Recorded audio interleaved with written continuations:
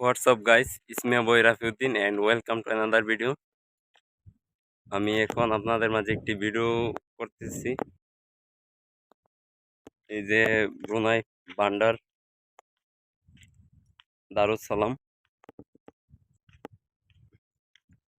আমি কিছুক্ষণ আগে একটি ব্লগ করেছি আর এখন একটি ভিডিও শুট করছি।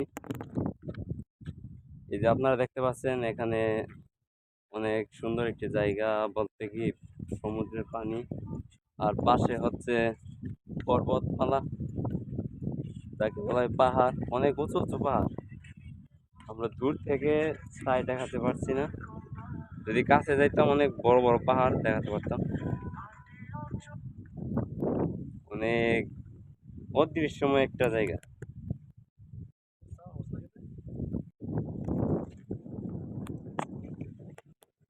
এই যে পানিগুলো দেখতেছেন, এটার মধ্যে অনেক কুমির আছে। যদি আপনি গোসল দিতে বা অন্য কিছু করতে নামেন তাহলে কুমির আপনাকে আঘাত করবে। তাই এখানে নামে না, শুধু স্পিড বোটের মাধ্যমে মানুষ চলাফেরা করে। এখানে এসে আমি অনেক সৌন্দর্য, অনেক বাতাস, অনেক রূপচর্চা, অনেক কিছু উপভোগ করতেছি। যারা ব্রুনাই আসছে ওনারাই এসব দেখতে পারে এই যে ছুটি কাটানোর মাধ্যমে। আর আপনারা যারা আসেন নাই, আমাদের ভিডিওগুলো দেখলেই,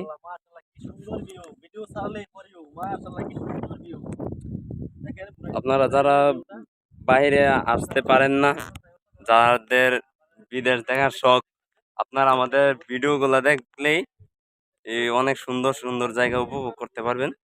ভিডিওগুলা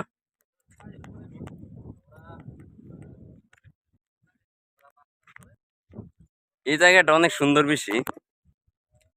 এই যে এই জায়গাটা অনেক সুন্দর, দেখতে পাচ্ছেন অনেক গাছ গাছালি, সুফলা শস্য শ্যামলা আমাদের এই প্রকৃতি। সবুজ সুফলা শস্য শ্যামলা আমাদের এই প্রকৃতি।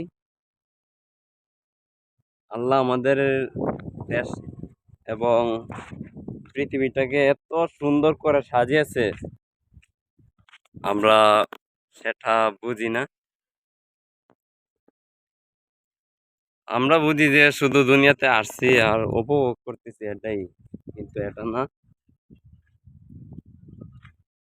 আপনারা সকলে আমাদের ভিডিওগুলো দেখবেন আর আমাদের ইউটিউব এবং ফেসবুকে লাইক কমেন্টস করবেন আর আমার ইউটিউব চ্যানেলটা সাবস্ক্রাইব করে দিবেন। আপনারা যদি সাবস্ক্রাইব করেন তাহলে অনেক ভিডিও, সুন্দর সুন্দর ভিডিও আমি আপনাদের মাঝে তুলে ধরবো। আর আপনার সাবস্ক্রাইব এবং লাইক কমেন্টসের মাধ্যমে অনেক লোকেরা ভিডিও পাবে, দেখতে পারবে বিদেশ কত সুন্দর। এটাই বিদেশ, একটু পরিশ্রম করতে হয়, কিন্তু বিদেশ ঘুরতে আসলে তাহলে বোঝা যায় যে বিদেশ কত সুন্দর। একটা হচ্ছে স্বদেশ আর একটা হচ্ছে বিদেশ। স্বদেশ হচ্ছে আমি যে দেশে নির্ধারিত আমার জন্ম, সেটা হচ্ছে স্বদেশ।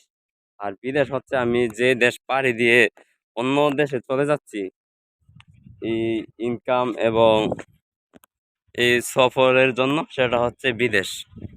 আমি আপনাদের মাঝে দুইটা শব্দই তুলে ধরলাম, এতটুকুই রাখলাম। আসসালামু আলাইকুম ওয়া রাহমাতুল্লাহি ওয়া বারাকাতুহু।